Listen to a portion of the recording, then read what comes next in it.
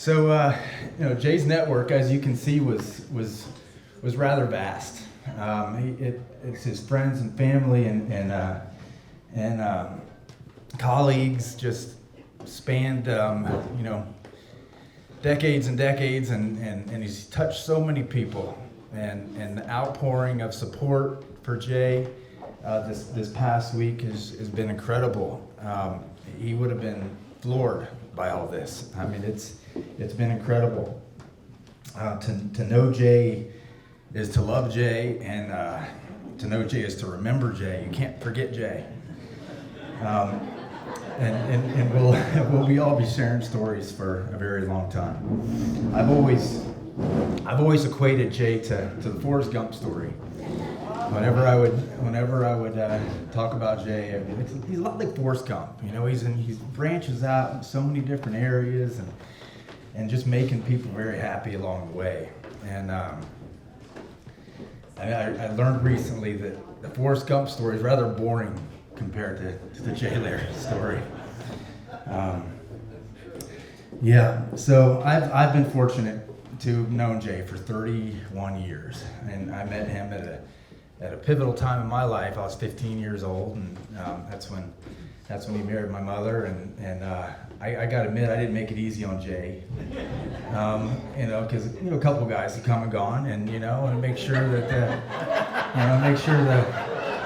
the right one was there. And sorry, Mom. But he was certainly the one, and he let me. I had this kind of protective mentality there for a little bit, but he let me have that for a bit, and then I relinquished it once I realized he was the one.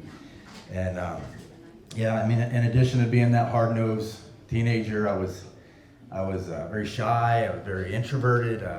Jay certainly was not that. I lacked confidence. Jay didn't lack confidence. I just doubted myself. He didn't do that. So absolutely, Jay Lehr was much needed in my life at that time, and gosh, he became the most influential person in my life without a doubt. Very quickly. So Jay showed me many things. One was to work tirelessly towards my goals, and he never said anything like that to you, about work hard, nothing like that. It was all through just watching him, and he would be up till 2, 3, 4 in the morning, just working, writing books, writing articles, working on speeches. I mean, it was amazing. It was amazing. He'd be up at 6 in the morning on his bike, screaming about how great the day was. I mean, just, oh my God, have you seen the chickens? Have you seen the sunrise? I said, Jay, have you slept? Have you been to your room? Oh, I had the most fabulous night's sleep. I mean, you're probably, 2 hours max of a guy. Jay taught me to turn every obstacle into an opportunity. And that simple thing, that simple little rule, played a big part in my life. And you can say it. You can say, you got to turn every obstacle into an opportunity. It's easy to say. Jay did it countless times. We saw him overcome countless obstacles, and soon enough, they were opportunities. They were positives in his life. Jay taught me that I can chart my own path professionally. That's one of the things that caught me early on, knowing Jay, is he'd work, like I said, he'd work his butt off, and then he'd bust out at 2 in the afternoon, go for 50 or 60 miles on the bike, and come back and work till dinner, have a little dinner, work again a little bit. But he just charted his own path, and that was something I always admired, envied. And so I worked towards that, and I'm happy to say that I've had the one boss that I've reported to in the last 31 years since knowing Jay. That there is my wife, Colleen, right there.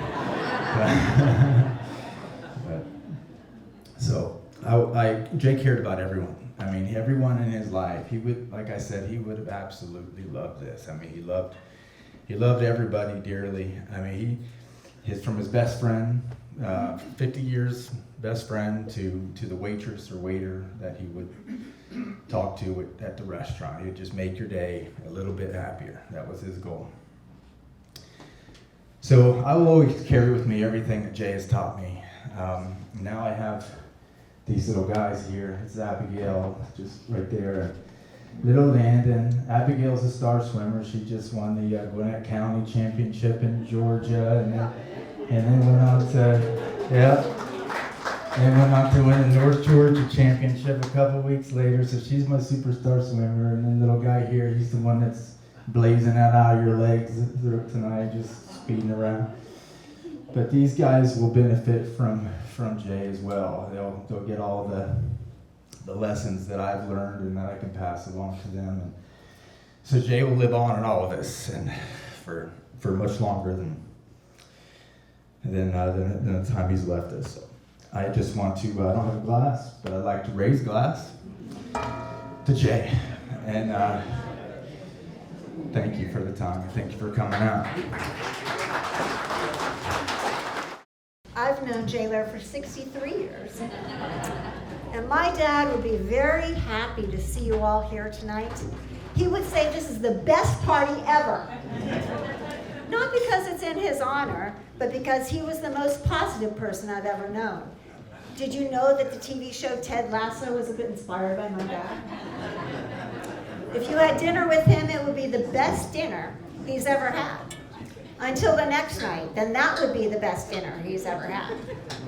He was his own energy source. You got your oil, you got your gas, you got your electricity, and you got your Jay Lehr. That energy, that positivity touched everyone he came into contact with, and somehow it made their lives better. The best event of the year in our community, my sister and I grew up in Upper Arlington, was the 4th of July. And part of that was because my dad was in charge of making patriotism fun. He made sure that all the kids got to ride in the parade and all the families came to the picnic. And he truly loved Ohio. He always said it's the best place to live. That's surely what he'd be thinking now, that this is the best place to be, all together tonight in Ohio in January. My dad, as you've heard already, and I'm sure you already know, had an incredible work ethic. Unfortunately, when you're a blood child, you do get told you need to work hard. And so it trickled down to my sister Tracy, who is taking video for our children tonight, and me, and his granddaughters, who are our children, Juliet, Catherine, Marie Claire, and Jocelyn. The trick, he said, was to love what you do. Fortunately, he loved the movies as much as I did, so he forgave me for not going to Princeton and going to film school in LA instead. When he visited, we'd see 2 movies, sometimes 3 movies in a row. When I worked at a production company, he visited when Chuck Yeager was making an AC Delco spark plug commercial. Now, most of us know there's a lot of waiting around on film sets. But Dad felt the crew could at least be stuffing envelopes in between takes. I totally remember when he said that. When I left this steady job to work freelance, he was very concerned about my livelihood. So I got him a job as an extra on every film I worked on. He would fly clear across the country to make $35. He was determined to be the best extra in history. And on Great Balls of Fire, he was called Man Boarding Airplane behind Dennis Quaid, who was playing Jerry Lee Lewis. He worked it out with the assistant director that he was actually an international spy, trying to hide from all the attention the musician was getting. My dad was also my biggest cheerleader. When I was in elementary school, when I was in elementary school, he took me on his motorcycle to OSU football games, band concerts, even on field trips to collect rocks with his geology students. We were a team. He was Batman and I was Robin. Imagine for a moment what it was, this is the part that kills me. Imagine for a moment what it was like for a little girl to get that kind of confidence from a dad who wants to show you everything. He taught me to swim so early that by 6 I was ready for junior lifeguards. The test required picking up a 10-pound brick from the 12-foot deep diving pool at Hastings Junior High. For weeks, he swam down with me, handed me the brick, and helped me push off over and over until I could do it. And I was a skinny little 6-year-old. But I could do it myself because of Dad. And then when I was a teenager, Dad was traveling a lot. Once when I was at a big meet in Worcester, Ohio, in the middle of a race, I heard, "Go, Leslie, go!" And this drove my mom crazy when they were married. But anyway, I hadn't seen him in a couple of weeks. And there he was, not with a crowd of parents in the stands, but outside the fence, leaning against his motorcycle, and nothing but his Speedo. Yeah. But I won that race with my best time ever, and I qualified for the Junior Olympics. So later, when I introduced him to my first serious boyfriend, Dad never asked his intentions, never asked what he did for a living. No. Dad wanted to know if he'd jump out of an airplane for me. And he made him do it. Literally.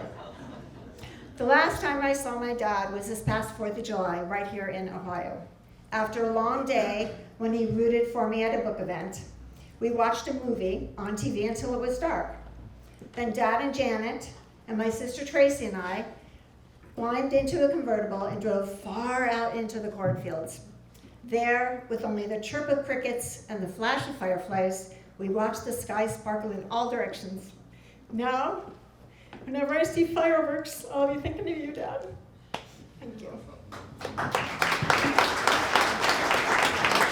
So I have printed out Tom Harris's comments. Jay and Tom worked very closely together for the last 3 or 4 years, doing op-ed pieces, research papers, podcasts, and broadcasting on One America Online, I think is what it's called. So, In Memory of Jay Lehr by Tom Harris. Superman, that was my nickname for Dr. Jay Lehr during the almost 3 years he was senior policy advisor to the International Climate Science Coalition. As a child growing up, Superman was my hero. Superman was brilliant and worked hard. He was strong, super fit, and handsome. He was kind, polite, and unpretentious. And of course, Superman always told the truth and never backed down in the face of evil. I never thought I would actually meet someone like that in real life. Then along came Jay Lehr. At first, he seemed too good to be true. I had seen Jay from afar on the stage as science director of the Heartland Institute at their international conferences on climate change. And I marveled at this energetic, articulate, tanned, fit, and fearless octogenarian. Surely someone who appeared that awesome on the surface must be arrogant were I to actually get to know him. But no, when we appeared together on Heartland panels, I realized that yes, Superman did exist in the real world. The 1 in a million person who combined a science PhD with superb athletic prowess, hard work, and humility to boot.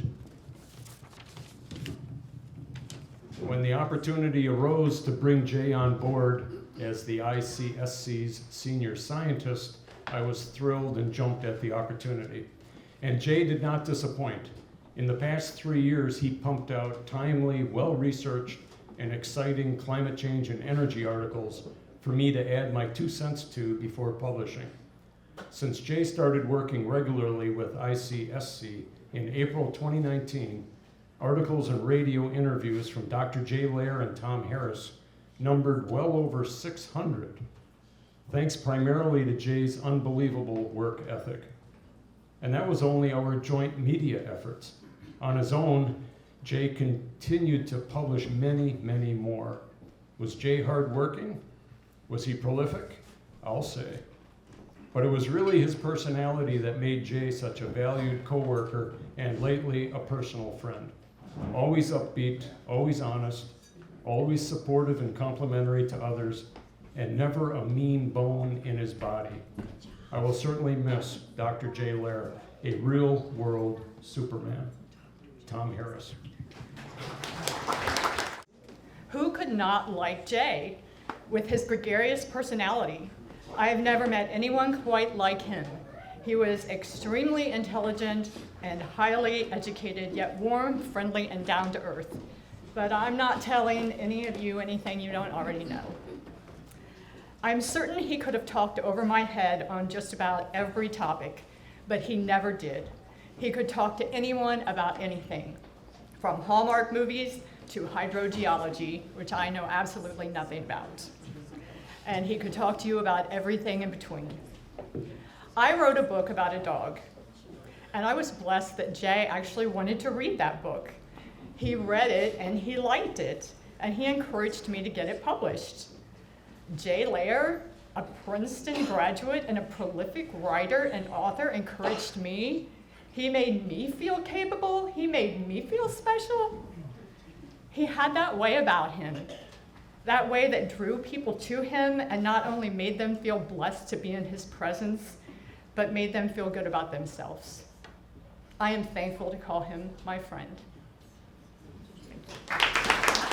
Jay and I were classmates in college, and he was a wonderful man, a great wit, a knowledgeable man. He was one of the few geology majors in the class, as a matter of fact. Janet, I want to bear sympathetic greetings from many people from our class. Hugh Barnett, Nate Bachman, Nort Rosenzweig, the president of our class, our family. You know, what he did in the Princeton reunions was to walk on his hands or ride a unicycle for 1.5 miles every year. It's just amazing. I mean, he was such an athlete, you know? He was always an optimist. And, you know, it's just, and he was always paying attention to you, as one other speaker mentioned. He was always paying attention to you, to hear your remarks, to sometimes he would rebut your remarks, and sometimes he would affirm your remarks. There were several instances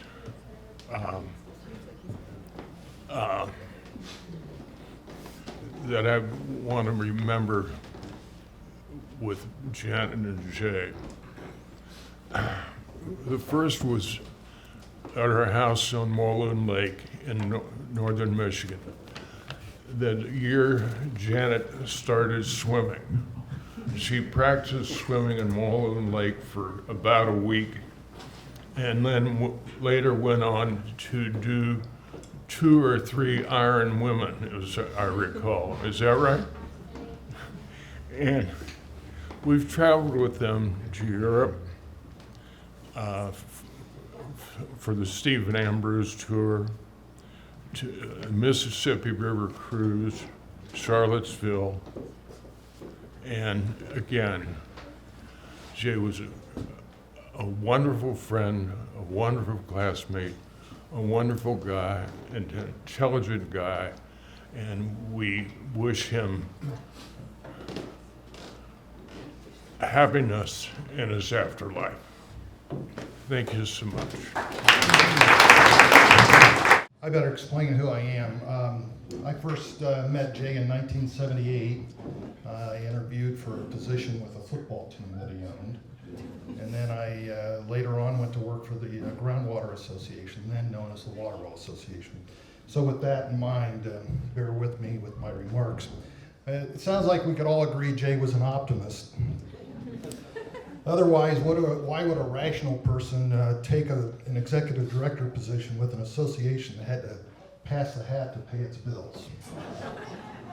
or to go into the restaurant business with no experience, or invest in a racquetball club just because he liked to play, or create a bag to transport his Ironman bike, or to finance a semi-pro football team.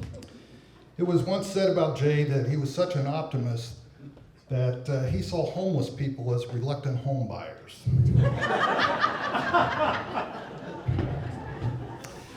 As I said, I first met Jay when I interviewed in 1978 for a position with the Columbus Metro's Jay's Football Club.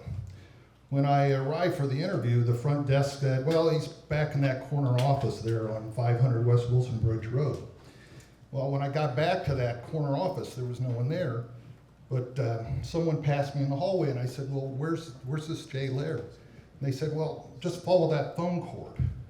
So I followed this 100-foot phone cord down through the offices, out a sliding door, and out here in the yard is this guy laying on a Chase lounge with a phone in his hand, all oiled up with suntan lotion. And he was wearing a Speedo, exactly. Stole my thunder, thank you. But of course, I took the job. How could you not? Jay's optimism could be captured in a couple things about the Metros. The first one, in 1978, the National Football League only had 28 clubs.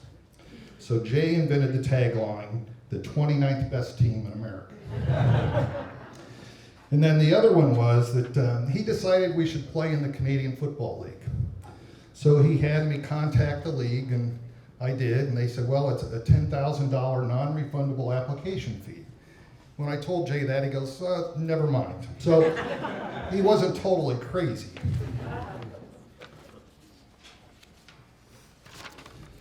When I learned of Jay's passing, I was reminiscing with another Waterwell alum, and we both agreed that one of the best things about working for Jay, that he was empowering. To strike out on your own with your own ideas and energy is Tom's share. Tom, right? Yeah, thank you. When I went back to work for the association for the second time in 1985, I asked him, what's my job? And he said, whatever you can find to do to make the association better. That's pretty empowering. I experienced my own sense of Jay's empowerment when he and I had called on an agency of the U.S. State Department on behalf of some of the association's members. And as we were leaving that meeting, we were going down a hallway, and off to the side was a large room gathered with people about as many as this, all dressed to the nines, and they were drinking champagne and eating hors d'oeuvres. And Jay said, well, come on. I said, Jay, we can't go in there. He goes, yes, we can. We're taxpayers.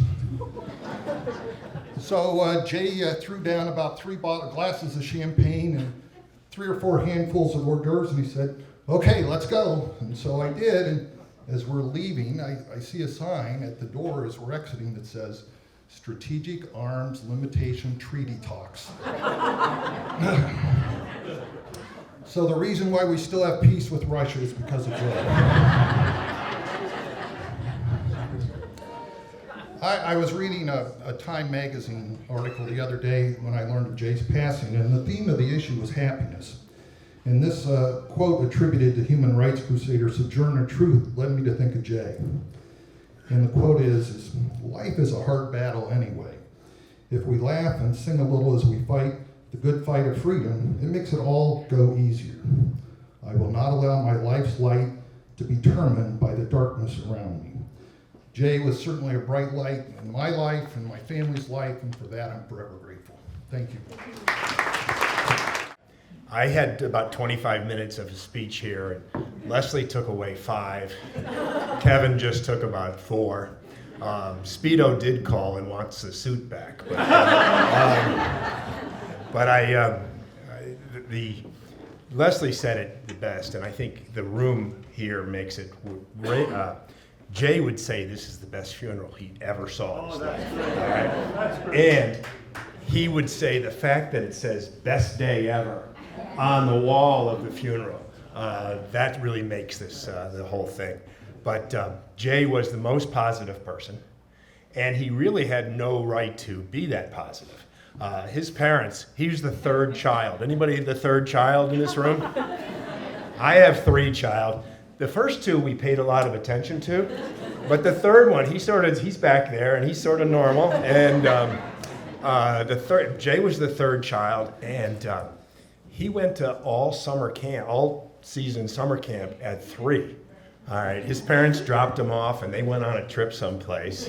And he thought his sister, my mother, and his sister Rachel would take care of him, but they were like in another part. But if you can imagine a 3-year-old spending all summer in a camp and then to come out that positive is pretty damn good. How many people in this room have jumped out of an airplane by a show of hands because of Jay? All right? And there's a huge... I did it twice. I went down, and I think there were a couple other Waterwell people with me, and it rained a bunch of times, and we would go, and we'd come back, and I did it the first time. We went to Greene County, where everybody knew Jay, and I jumped out of this airplane, and the first time, I had to do it the second time because I was so scared from the first time, I didn't know whether I had a good time or not. So I did it a second time, and now I can say I jumped out of a plane twice, so that worked out good. But some people keep going. He took my kids, and I have a son who has jumped 500-600 times now, 400 times, whatever the number is, and I blame that on Jay. So to do that, but everybody has said how positive he is. He liked everything, and I used to make fun of him for saying that, because it would be the best French fries he ever had from some cold French fries from McDonald's that he found in the back seat of the car. And it's really an asset if you can be that person, and if you can take everything and just say how positive it is. He got incredibly lucky.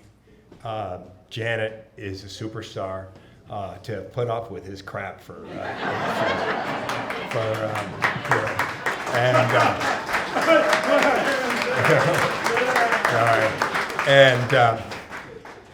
and she seems to enjoy it and stuff. I don't know whether next week she's going to get rid of those damn chickens or not.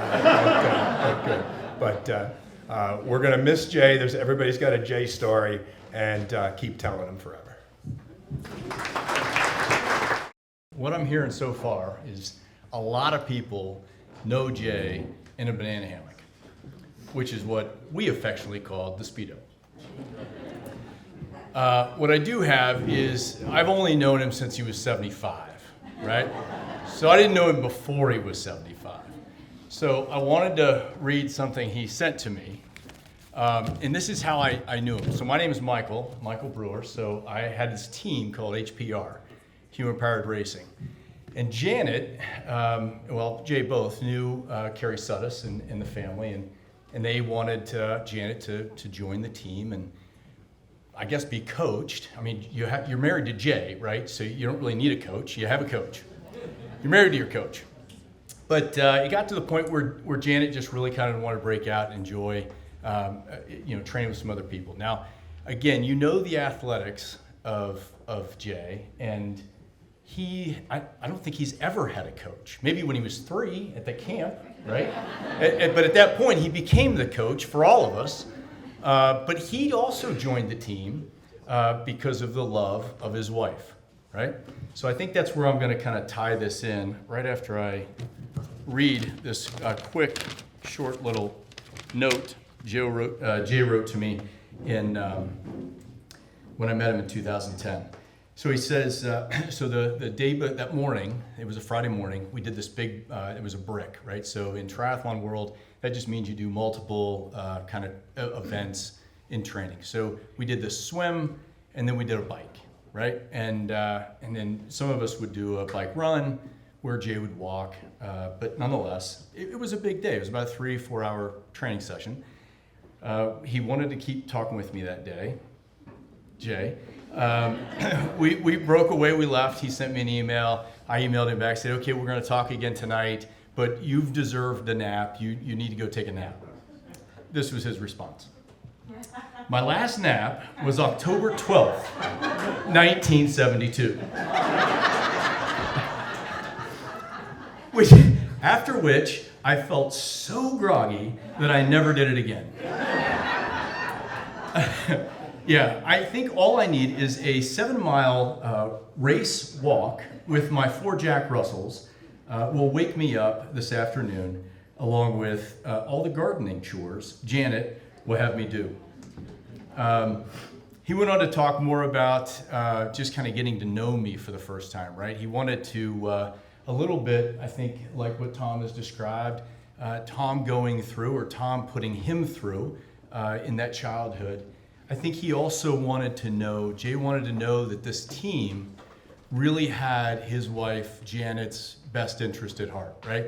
And that we were going to be a good fit for her, and then he would be happy with that. Again, one of the most powerful things that, you know, and again, we did camps out in Arizona, we did races. He was never a big racer, right? He never thought that anyone needed a medal for doing what you needed to be doing all day anyway, right?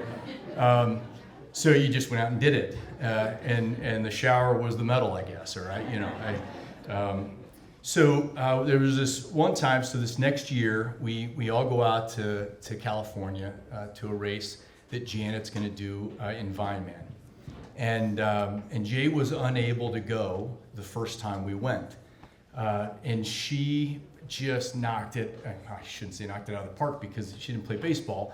It was a triathlon, it was a half Ironman, and she comes back with winning her age group, right? I mean, she's got the bottle of wine, she's got the medal, she's got all the fun. Jay was just ecstatic that this new family of training friends welcomed her, and she did so well with it. That the next year, he went out to Vineman. and this time, he didn't compete. He wanted to see her compete again. But we did have a great trip. We ended the trip heading into the city. And this kind of brings me to his passing a few days ago. When my wife and I, Erin, heard about it and talking with Janet, I wanted to give a couple of days. Tom was very good, got a hold of us. We wanted to give her a few days. Obviously, this room, everyone wants to give her that love, right? So I reached out when I got the obit, and in the obit, it asked for a memory. Well, instantly, I got a memory. So I call her the moment I see this and I have my memory. She's by herself. Some people were out. She wasn't really feeling great. I could hear it in her hello. And I said, "Woman, I've got a memory for you." And so that memory we won't have in full detail, but I will say that Jay, Janet, and I shared a room together. I was a very poor, struggling coach, and they were very gracious to let me have the extra bed. However, the game wasn't quite over yet, and this was the baseball game with the Giants. So Jay came out of the shower, and I can tell you with great confidence, there are no tan lines from that Speedo. And I don't know how that worked, but here's a guy sitting at the edge of my bed with a towel in his hand, very proudly watching the rest of this Giants game. And Janet shaking her head, going, "Hi, yeah. So I just want to say that the short time that I got to know him, what he pressed upon me and several others was the love for Janet. The fact that he has this injury off the bike, goes in for surgery. The surgeon comes into the room and says, "Oh my God, this is not a big deal. We're going to put you back together. You're going to be walking just fine. It's no issue." Jay doesn't say, "Oh yeah, that's awesome. Walk with no issues." Jay says, "Well, wait a minute. Can I ride a bike?" He goes, well, no. Hell, that's done. You're not going to ride a bike. He said, "Well, listen, I have to ride a bike because my wife rides a bike. And I need to stay up with my wife. So I need you to put me together so that I can ride a bike. Surgeon's like, well, you're not going to be able to walk without a walker. I don't care. I need to ride the bike. That is the love for Janet. So I wish I'd have known him years prior, right, since 2010, because I would have loved to have seen the courting. But I was very fortunate, as a lot of us were, to be able to know him loving you. And thank you for sharing him with us. And you know, Jay doesn't really know a stranger. I mean, he knows everybody. And I thought I would share with you one day a conversation that I had with him, because you guys might benefit from what he told me. I told him, I said, you are so smart. We just had this conversation that he was kicking out dates and data and numbers and metrics. And I said, Jay, I don't think most people can like kick out that kind of information. I said, you must have a photographic memory. Well, he disputed that with me. He said, well, not really. He goes, it's just the way I file things. And you can do it too, Carla. So now you guys are going to be able to do it too. He says, what I do is when I hear something that's of interest to me, and let's say it's about hydrogeology or whatever that is that he does, he goes, I have a file up in my head and it's labeled hydrogeology, and I put it into that file. And then maybe I hear something about climate change. Climate change file, it goes into there. And on he went. And he said, so then, when I'm having a conversation with friends, and I want to talk about climate change, I pull out that file, and I spit out the information that's in it. He said, Jay, no. I cannot do that. And he said, yes, you can. I said, Jay, you don't know how I have tried so hard to I'll say something over and over in my head. I'm typing it out on a typewriter. I do all these different things so that when I get to a pen and paper, maybe I'm driving down the road, when I get there, I can remember what that is. And invariably, I forget it no matter how I try. So I don't think putting it into a file in my brain is going to work. He swore if I did it over and over again, and if I practiced it, I would be able to do it. So I have failed miserably, but I thought I would share that with all of you, because maybe you'll be more lucky than I am and benefit from his wisdom. The other thing, and this is just short and sweet, but you know, Jay didn't know a stranger, and he always made me feel like I knew him forever, and I really hadn't, maybe 8 years. He always wanted to learn more, even though he knew so much. So he would ask me, he never seemed to quite understand what I did for a living, and so he'd always be asking me questions. And he didn't quite understand really what my husband did, who's an art designer, graphic designer, illustrator. He didn't seem to quite understand that, and so I'd always be explaining it to him. And I'm pretty sure that went into a file labeled Carla and Mark. Right. But I just wanted to say, what is the obvious? Is that he so adored you, Janet. He loved you with a depth that is hard to find. And I guess the best word when I thought about it is that he cherished you. He truly, truly cherished you. And I loved being a part of just seeing him love you like he did. He told me just this past year, he said, I know that she said yes. I know that she's married me, but I have never stopped pursuing her. That's it. So I've assembled a list of J factoids. So they're going to be kind of short, but some of you can identify probably with one or all of these, maybe not all. How about starting with Jay in first grade? His mother took him to school and said, my son's ready to register in the kindergarten. He looked at Jay and he said, he's really big. How about first grade? So he asked him a few questions, and then they turned to Jay and said, do you want to jump into first grade? He said, yes. So there he started his career, 2 years younger than his classmates. His birthday, September, so you can imagine most of his career until he graduated Princeton at age 20 was slow man. So when he went into an athletic competition, you can imagine how difficult it is early years having all the people out there a year or two older than you. Youth, young man, Ranger hockey. Jay, of course, as you know, he lived with different families his early years. His parents were traveling the world.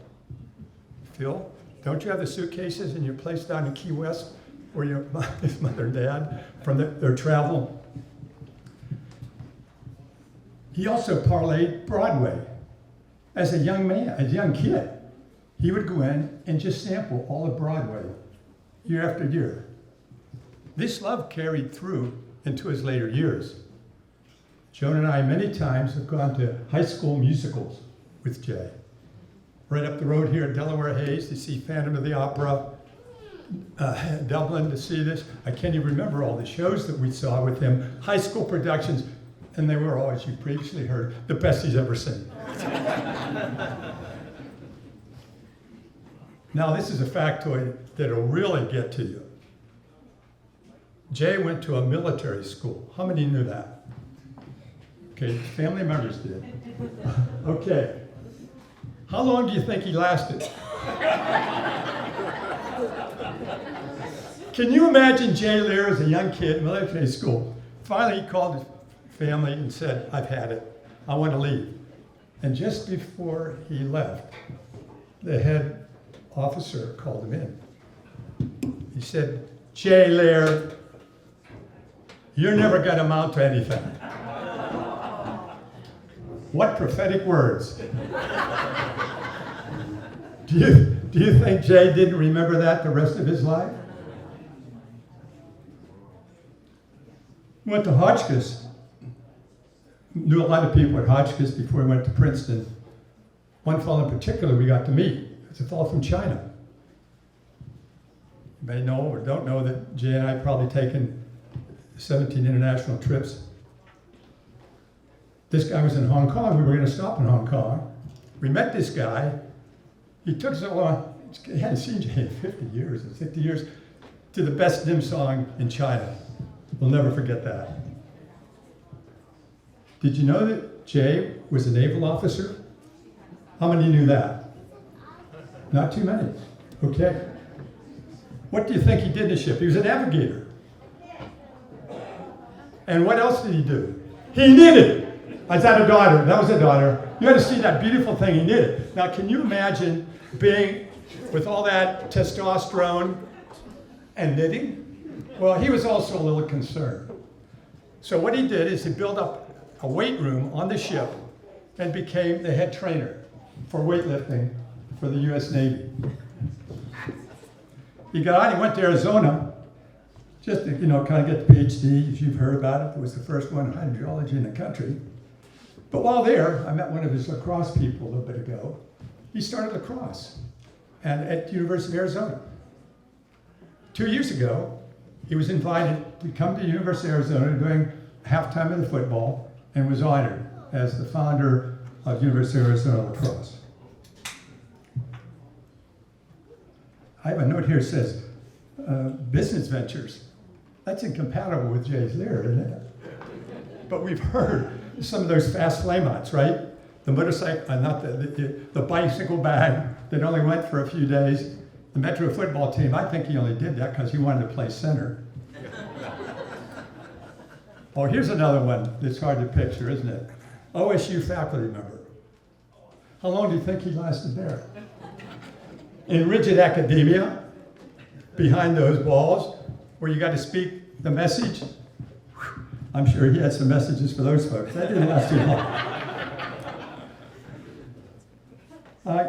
Jay knew the secret to healing. You've heard about it already.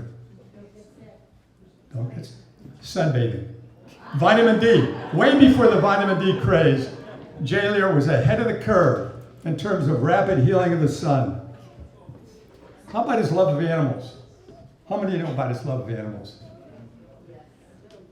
Janet, tell him you had to move out of bed because he brought all the dogs in to sleep. Janet got the chickens, he gets the dog. No, that's good. They both love the animals. How about his life of service? You've heard a lot about that tonight also. I can remember right across the street, when was it, Janet? When he was hawking the art exhibit, Delaware Art, and selling tickets, and he had that. What outfit did he have on that night? A tux. It was a tux with a hat right across the street, encouraging people to come to the New Year's Eve party at the Art Museum. And of course, a little bit earlier, they needed to raise some money, so what did he do? Everybody would want to do this in this town, is have a polo match, skydive into it, and raise money for, I don't know who it was for, but right, do you remember who it was for? Travel. When I think about travel, I think about elephants.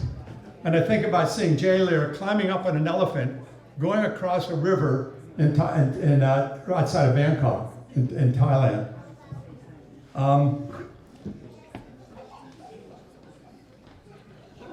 What would Jay do in the backseat of a car or van? Well, when you put the little box of food in the back, but you also had to bring in 3 or 4 books, okay? Now, in one trip to an Ironman in Florida and back, Jay read 3 of these and wrote the reviews. One trip, this is for you, Leslie, he got your first novel. You'd send him the raw to get his verdict. Is this good or bad? And he read the whole thing to us back on that trip. I can actually still remember a little bit of it. It was really well done, by the way. Okay, well, the sports, Ironman, if you check Ripley's Believe It or Not, you'll find that he ran his first Ironman in knee braces. He got there after surgery. He wasn't long married to Janet when he said, Janet, I'm going to give you a few weeks before your first Ironman, so you better start training. Now, here's a person that didn't even play high school sports, and within a few weeks, he's got her doing an Ironman.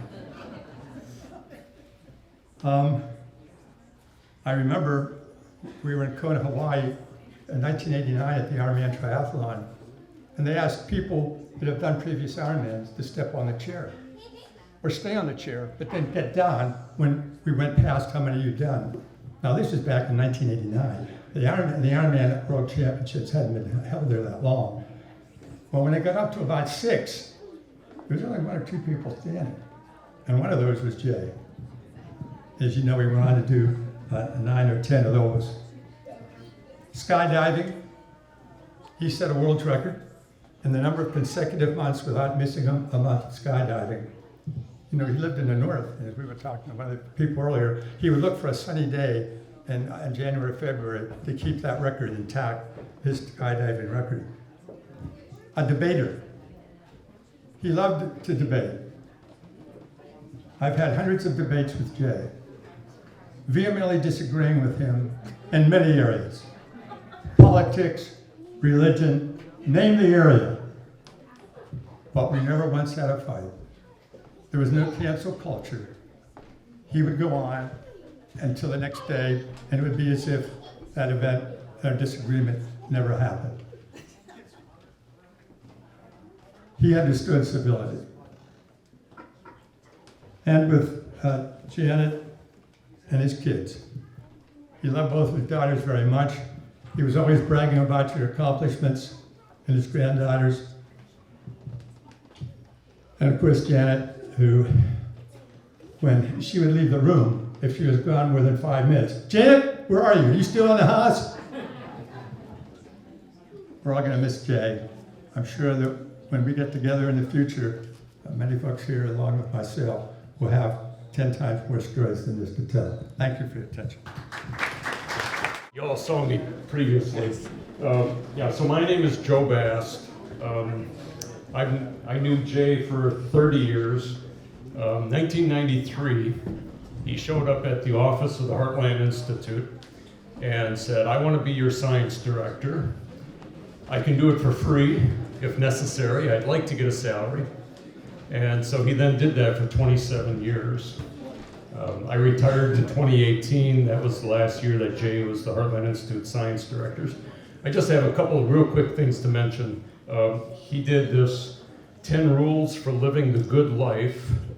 I brought 20 or 30 copies of this. If you were to Google Jay Lehr, 10 Rules for Living the Good Life, I'll bet you can find this online because we posted it online a couple of days ago. There's a few copies of it on the table here in the middle. And then I also wrote a tribute to Jay, The Amazing Accomplishments of Jay Lehr. And I think if you were to Google that, maybe not today, but in a couple of days, it will almost certainly come up. And the last thing I'll say is, I don't know if you know this, but Jay Lehr was truly one of the most famous scientists in the world, not just in the United States, literally in the world, because he did 39 books, because he spoke at thousands of events, not hundreds, thousands of events. 2 or 3 times a day he would do these events. 5 or 6 times a week he'd be giving public speeches. So while there are scientists who won Nobel Prizes, and there are scientists who have done more peer-reviewed studies than Jay Lehr, no scientist in the United States is better known than Jay Lehr. So, I mean, he's just an amazing guy. It was a privilege to work with him, and thank you very much. Good evening, and thanks so much. We're just friends, Janet and Jay's, and have been for 20-some years, at least 20-some years. Friends with Tom and Colleen as well. So we didn't know a lot of his adventures as a youth, but we have such respect for him. It's been said, but we really feel that he's probably one of the most incredible people that we've ever met. Jay was larger than life, and everything Jay did was larger than life. No one could keep up. I mean, he just could not compare. And I was always really proud of my friend Janet, who was right in there with him and just was full of as much energy as Jay had. We had such respect, again, for his brilliant mind that was fueled by endless energy. And he was our go-to for environmental issues. So we would, and I'm a horticulturist, I have a little experience with that, but I would contact Jay and ask him a question. He'd respond within 15 minutes with not one article, but possibly 10 articles, which we would try to digest. A few, if not most, were a bit over our heads, but he was just so generous with his knowledge and with his information. And you know, he was incredible. He would bike, swim, and talk about it. He would do it for hours on end. And Janet would be with him, doing it as well. And we would often have dinners together and discuss, you know, his hours that day that he did. And he was ready to go still. We were exhausted. We were pretty much finished for the night. But he told us on top of that that he would do all of this training and he would write articles in his mind and speeches while he was doing it. And who does that but Jay? We certainly do not when we're training. So he was just one of those impressive individuals that you just could not even believe. But I'd say more importantly, the way Jay touched us was his respect, his care, and his support for us and for our son. He and Janet would go to, our son's a magician as well as an ER doc, and Jay would be there at the show, and then he would call the next day and leave a message saying how wonderful our son Zach had done with the show. It was the best show ever. It was the best show. There you go, Leslie. It was definitely the best show ever. So, again, we will truly miss our friend, the legend, Iron Jay. Thank you. Good evening, everybody. It's tough acts to follow. My name is Mark Vixeri. here with my wife Shane. Our 7 children all thought it was important to be here. Our 4 grandchildren are here. Known Jay for a little more than 40 years. He is a friend, mentor, inspiration to us. We're here because we love Jay and we love Janet.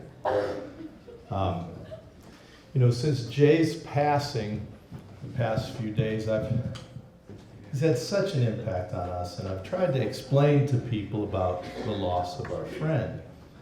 And many times when you describe that to folks, you can say, well, he's kind of like this, or this person trying to describe them, they're kind of like this.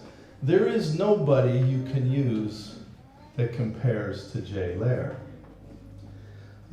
Normally at 86 years old, you'd say he lived a good long life, but Jay had so much more to go. It feels like such a loss, and I know we're here to celebrate, but I just want to say I'm so sorry for you, Janet, and I'm so sorry for the rest of us all for the loss of this amazing man.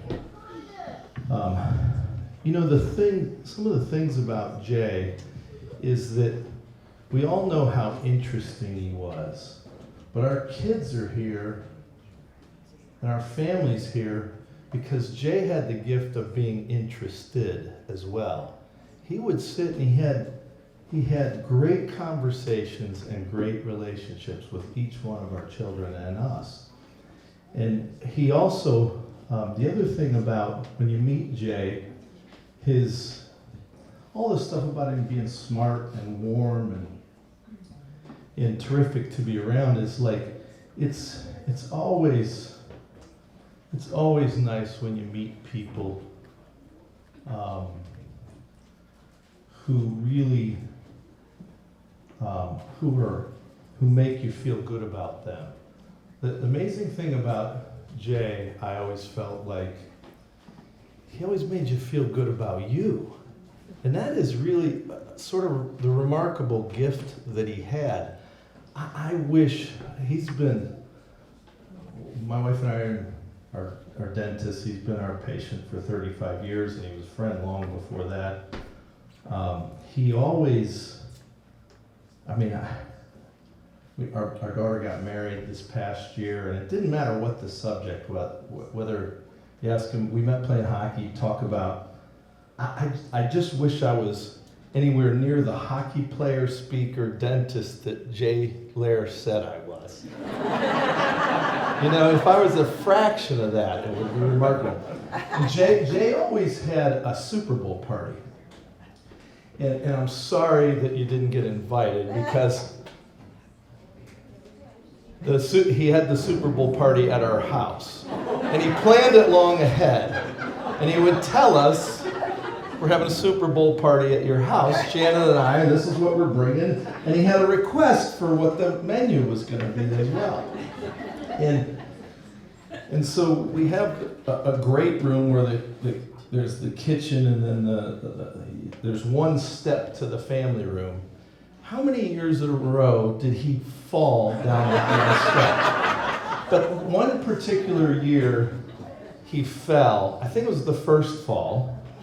And it was more of an explosion than a fall. Because and the one thing, Jay, second to his love of Janet and family, of course, was food. The dude could eat, couldn't he? And it didn't stop him from talking either when he was eating. And so it was kind of like being at SeaWorld. If you're in the front row, you might get wet. He fell, and they say that you can tell if somebody's young or old when they fall. Because if they're young, you laugh. And if they're old, everybody gets scared and worried. No one was sure how to react with it. And most of us would still be laying there, the fall he took, and he got up very well. There's so many lessons, so much impact he had on me personally and professionally and on our family. And I never told him that. And I think that's another lesson he's teaching us, is make sure you tell people how you feel about them and the impact that they have on you. Janet, we love you. And we're going to miss Jay. Well, good evening, everybody. I'm Jim Dearson, Columbus Lacrosse Club, known as Jimmy D. Jay was, without a doubt, a very, very unique person. We could go on and on. Some of my fellow lacrosse players are here, on and on with stories about Jay. Some of them we're allowed to say, and some of them we aren't. But I met Jay in the early 60s. He and I coached the freshman Ohio State lacrosse team. And then I also got to know him as our goalie for the Columbus Lacrosse Club. Jay was an excellent, excellent goalie. But hell, why wouldn't you be? He had so many pads on. I mean, he had knee pads on and thigh pads and elbow pads, and but he could stop the ball. And his problem is he couldn't run. So with all those pads on, so he'd have to dish the ball out to me or Larry or Glenn or somebody just to get it down the field. But again, he was very, very unique. We also had one other thing. We were at Cleveland, and Jay was warming up as our goalie, and the ball somehow got through his helmet and broke his nose, just in warm-ups. But of course, Jay toughed it out, played the whole game, and I'm sure we won, no doubt about that. But he just was a very good athlete. The other thing is that we usually had a year-end lacrosse party down at Lake White in below Chillicothe.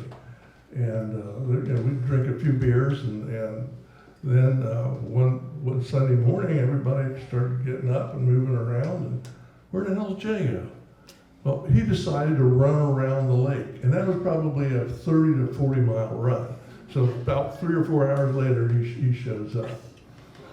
Again, I could go on and on. One other story that Jay, again, it was so unique, but he also asked people around him to do things. So one Friday afternoon, about 4 o'clock, I get a call in Chillicothe. It's Jay. He said, "By the way, could you get me 4 horses and saddled and bridled, and I want this farm tomorrow, Saturday morning?" I said, "Jay, it's 3 o'clock on Friday night. How in the world am I going to do that?" Well, he said, "I know you can figure it out, so just let me know." So anyway, we did. He wanted to look at a farm, and I don't know whether he bought it or not, but that's what he did. So again, Janet, we'll miss him so much.